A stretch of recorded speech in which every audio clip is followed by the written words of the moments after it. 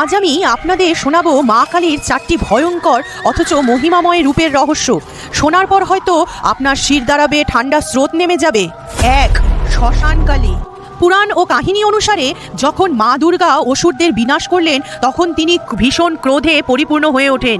সেই ক্রোধ থেকে জন্ম নিলেন কালী রূপে, গলায় মুন্ডমালা, হাতে খড়গ, রক্তে ভিজে থাকা জিহ্বা।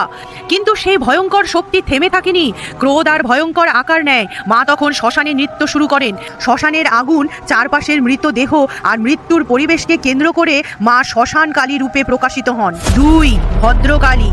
কিন্তু কালী শুধু ভয় নয়, তিনি মাও বটে। ভদ্রকালী রূপে তিনি শান্ত, কল্যাণময়ী, চোখে করুণা, মুখে আশীর্বাদ। এই রূপে তিনি সংসারে রক্ষা করেন, অশুভ শক্তি দূর করেন। ভক্তের ডাকে দৌড়ে আসেন সন্তান রক্ষাকারী মায়ের মতো। 3. চামুণ্ডা কালী। অসুরের রক্তে ভিজে ওঠা যুদ্ধক্ষেত্র, সেখানেই দেখা মেলে চামুণ্ডা কালীর। শুকনো চামড়া, দুধারে দাঁত বেরিয়ে থাকা ভয়ঙ্কর মুখ আর জিভে রক্তের লাল দাগ।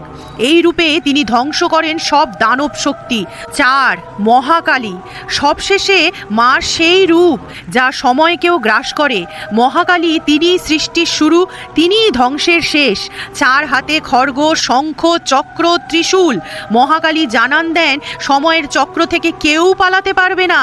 ভক্তের কাছে এই রূপ শক্তির উৎস, আবার শত্রুর কাছে চরম ভয়ের প্রতীক। একবার কমেন্টে অবশ্যই বলে যাবেন জয় মা কালী। Download ShareChat.